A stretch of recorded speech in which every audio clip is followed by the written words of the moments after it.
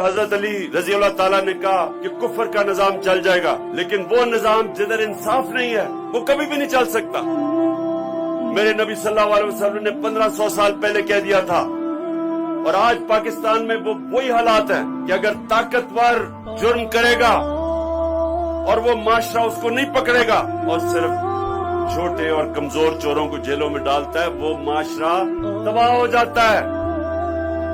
اور یہ مسئلہ ہے آج، سب سے بڑے بڑے جو مجرم ہیں وہ آج اوپر بیٹھے ہوئے ہیں اور وہ سمجھتے ہیں کہ ہم ان کے ساتھ سر جھکا دیں اور ان کو قبول کر لیں۔ یہ قوم کو بھیڑ بکریاں سمجھ کے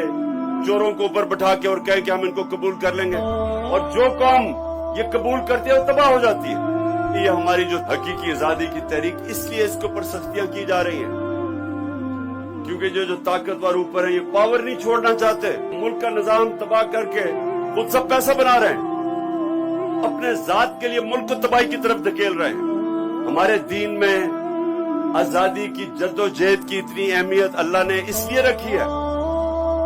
کہ آزاد قوم ہی کی پرواز اوپر ہے،